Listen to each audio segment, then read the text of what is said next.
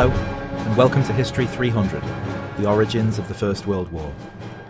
Lecture 22. Belgium invaded, Britain joins in. August the 4th, 1914. It was now Tuesday, August the 4th.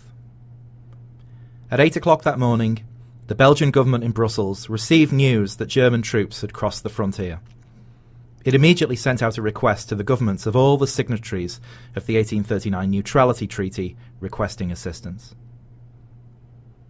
At 9:30 a.m. that morning, Sir Edward Grey wired the German Foreign Ministry protesting the German invasion of Belgium and demanding an immediate withdrawal, though without specifying exactly what the consequences would be if the Germans refused.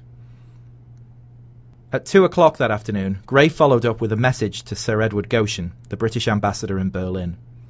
If no response to his earlier message was received from the Germans by midnight, Goschen was to officially ask for his passports to be returned, the step which amounted to a declaration of war. At 3 o'clock that afternoon, Theobald Bethmann-Hollweg addressed the German Reichstag to request war credits.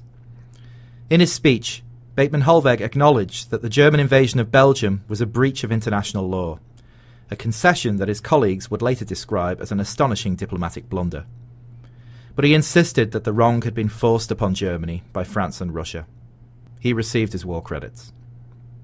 At 7 o'clock that evening, Sir Edward Goschen called on Bethmann-Hollweg to ask if Germany intended to respond to Grey's ultimatum.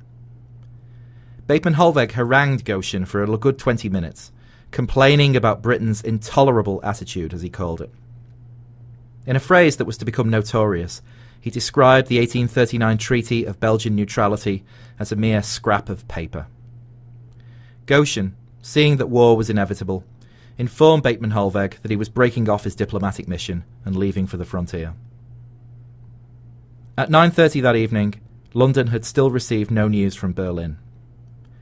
A curious moment of confusion interceded when it was realised that Grey's ultimatum earlier in the day hadn't specified if it expired at midnight Berlin time or midnight London time, which was an hour earlier.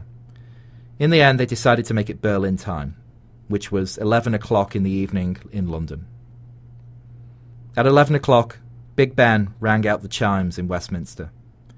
Germany, already at war with Russia and France, was now at war with Great Britain.